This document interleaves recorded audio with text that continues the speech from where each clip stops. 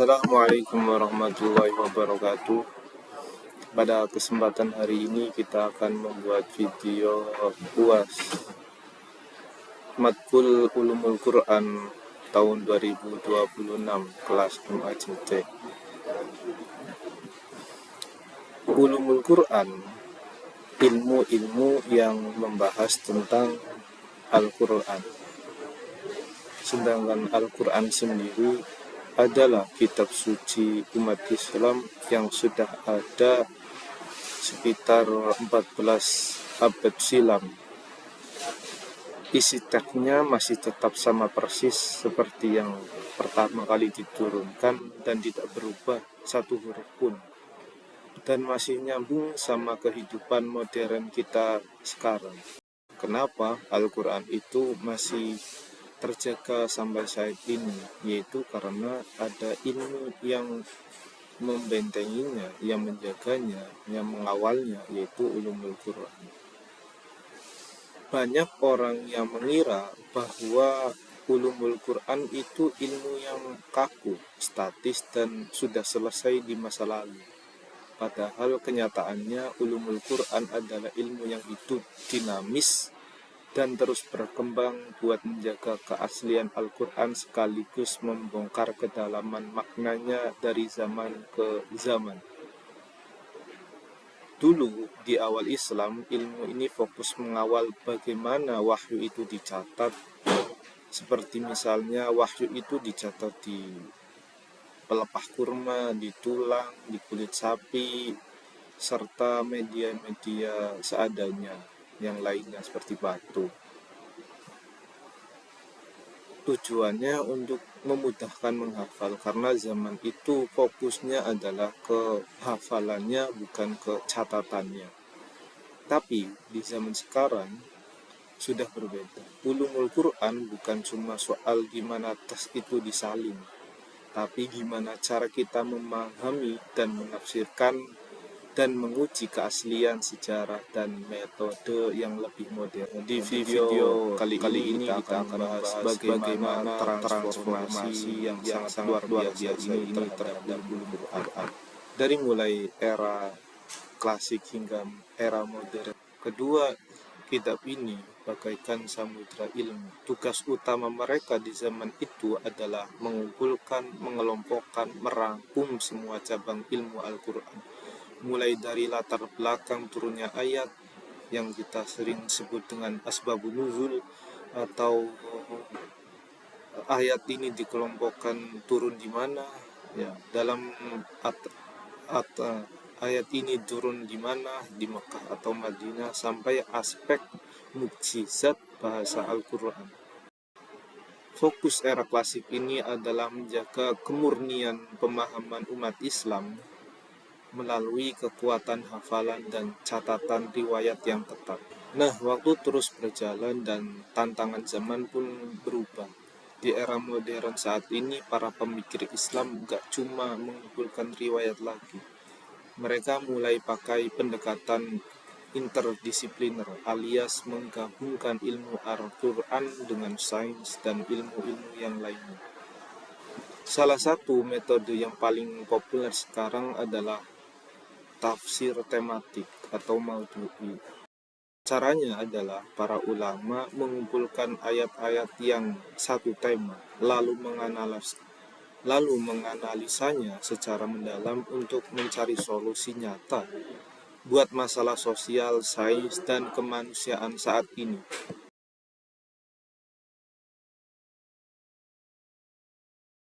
Kalau kita bandingkan, era klasik itu jalurnya membedah ayat demi ayat secara urut untuk menjaga keaslian maknanya. Dan di era modern, jalurnya mengumpulkan ayat sejenis untuk menjawab masalah itu. Jadi kedua era ini gak saling menjatuhkan, justru saling melengkapi. Era klasik memberikan akar sejarah yang kuat, sementara era modern memberikan buah solusi yang bisa kita petik hari ini. Dulu, di zaman Nabi Muhammad SAW, teknologi belum kayak sekarang ini. Wahyu yang turun secara bertahap itu dicatat di berbagai media yang sangat sederhana. Para sahabat memahatnya di batu tipis, menulisnya di kulit binatang, pelepah kurma, sampai tulang unta atau sapi. Fisik-fisik inilah modal awal sebelum akhirnya disatukan jadi kitab yang utuh. Keaslian ini makin terbukti waktu kita melihat manuskrip kuno. Salah satu manuskrip yang cukup tua yaitu Al-Quran Biru, yaitu Blue Al-Quran. Ini adalah mushaf Al-Quran yang hampir lengkap dalam khothufi dengan lebih dari 600 halaman atau folio. Ciri khasnya yang paling menonjol adalah warna biru pada perkamannya atau pada bidangnya dan warna tulisan emasnya. Manuskrip ini kemungkinan besar dibuat pada akhir abad ke-9 atau 10. Namun kita tidak begitu yakin di mana manuskrip ini dibuat. Al-Quran yang berikutnya adalah manuskrip Al-Quran Samarkand. Manuskrip ini awalnya dikaitkan dengan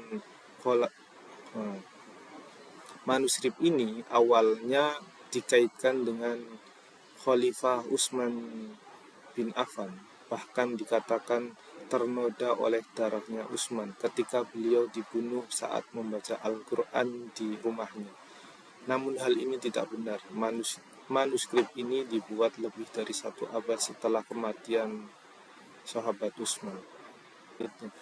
Sayangnya manuskrip ini tidak lengkap dan hanya terdiri dari surat Al-Baqarah ayat 7 hingga surat Az-Zukhruf ayat 10. Manuskrip ini menetap di Masjid Khoja Al-Ahrar di Samarkand selama 4 abad sebelum Rusia membelinya pada tahun 1869. Yang kemudian manuskrip yang tertua lainnya adalah Al-Quran Topkapi. Al-Quran yang hampir lengkap tertua yang masih ada. Seperti namanya, manuskrip ini disimpan di Museum Topkapi di Istanbul. Beberapa halaman juga berada di Madinah, Arab Saudi. Faktanya, di sanalah Al-Quran ini berada sebelum Perang Dunia I. Selama pemberontakan Arab, Al-Quran ini dipindahkan dari Istanbul karena pertempurannya akan terjadi di Madinah.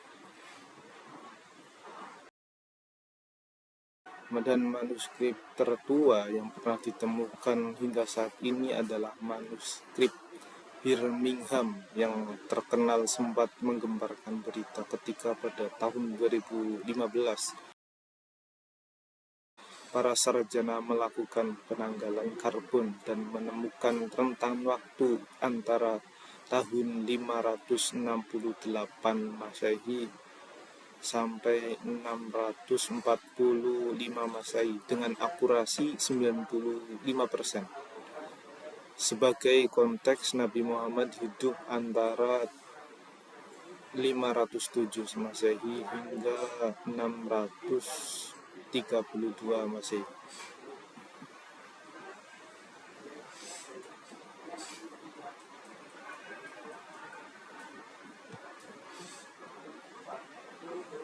Terlepas dari semua diskusi yang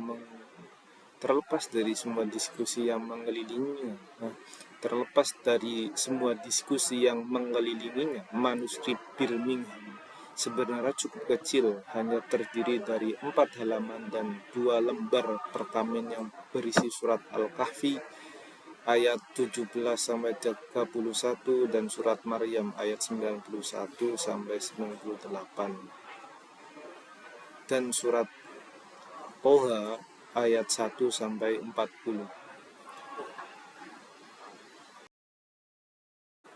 Melihat dari perjalanan panjang dari era klasik hingga era modern ini membawa kita pada suatu refleksi penting, Di era banjir informasi dan serba digital kayak sekarang, tantangan kita bukan lagi susah nyari teks Al-Quran, tapi gimana cara kita memahaminya biar nggak melenceng dan bias. Disinilah peran kita, khususnya generasi muda atau mahasiswa, kita harus bisa menjadi jembatan dan punya dasar metode klasik yang kuat dan presisi, serta juga punya kreatif dan terampil menghubungkannya dengan pengetahuan modern. Perjalanan ulumul Quran membuktikan kalau ilmu ini selalu bergerak maju bareng peradaban manusia. Gabungan antara teks akademis yang kuat dengan bukti visual sejarah manusia. Perjalanan ulumul Quran ini membuktikan kalau ilmu ini bergerak maju bareng peradaban manusia. Gabungan antara teks akademik yang kuat dengan bukti visual sejarah membuat kita makin yakin akan keaslian Al-Quran. Lewat visual modern ini kita belajar satu hal, bahwa kebenaran wahyu akan selalu bersinar di setiap zaman. Cukup sekian video kali ini. Wassalamualaikum warahmatullahi wabarakatuh.